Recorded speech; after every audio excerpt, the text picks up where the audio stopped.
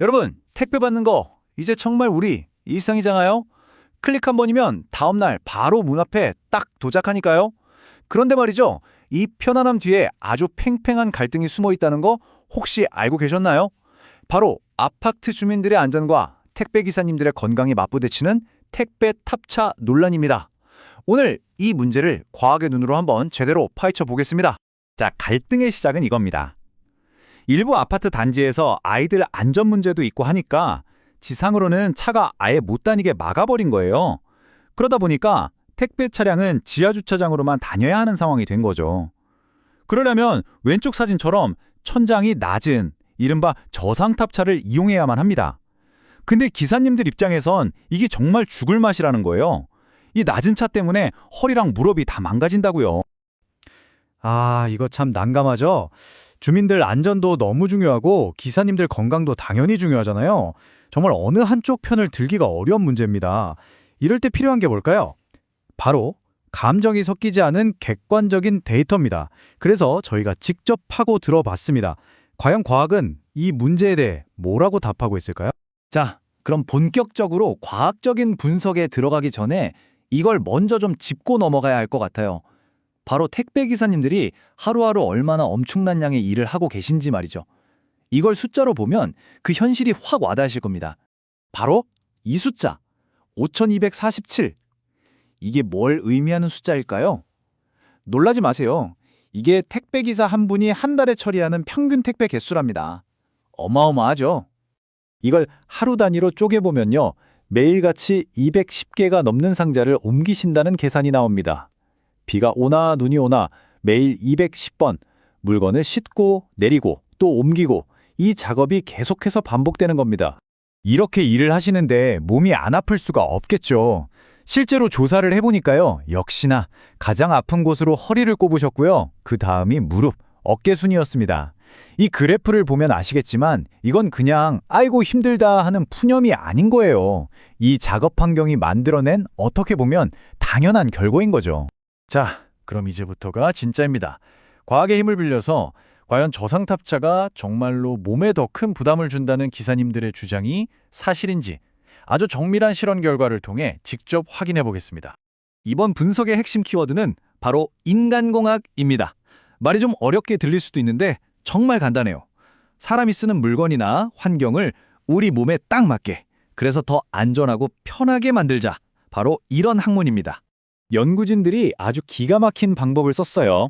뭐냐면 높이를 마음대로 조절할 수 있는 특수 트럭을 만든 겁니다. 그래서 논란의 중심인 그 낮은 탑차 높이 1250mm부터 시작해서 중간 높이, 그리고 허리를 쭉 펴고 설 수 있는 1900mm까지 이 세 가지 환경을 만들어서 똑같은 조건에서 비교를 한 거죠. 아주 스마트하죠? 그리고 그냥 눈으로 보고 저 자세 힘들어 보이네. 이게 아니고요. 리바라고 하는 전문 분석 도구를 썼습니다. 이건 작업 자세에 대한 종합 건강검진 같은 거예요. 이 자세는 몇 점, 저 자세는 몇 점 이렇게 위험도를 점수로 딱 매겨주는 시스템이죠.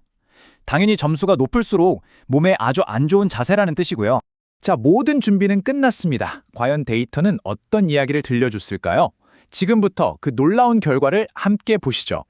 사실 결과는 이 두 사진만 봐도 딱 감이 오지 않으세요?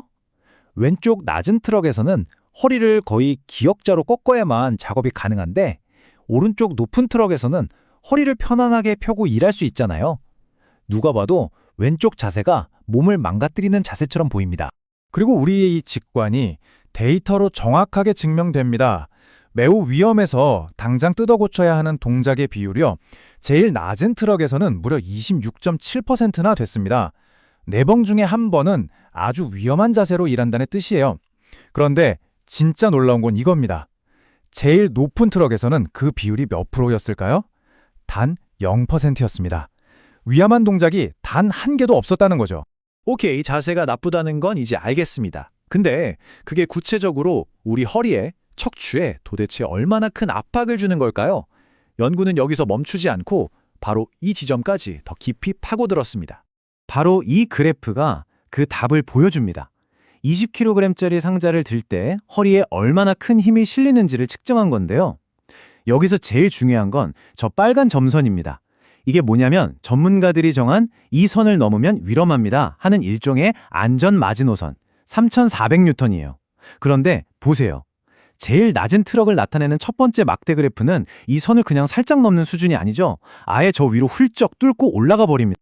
가장 최악의 조건, 그러니까 낮은 트럭 제일 안쪽에 있는 20kg 상자를 꺼낼 때 허리에 가해지는 힘이 무려 5,156뉴턴으로 측정됐습니다. 자, 다시 한번 숫자를 비교해 볼게요. 전문가들이 정한 안전 한계는 3,400뉴턴. 그런데 실제로 측정된 값은 5,156뉴턴. 안전 기준보다 무려 1.5배, 50% 이상 더 큰 힘으로 허리를 짓누르고 있다는 겁니다.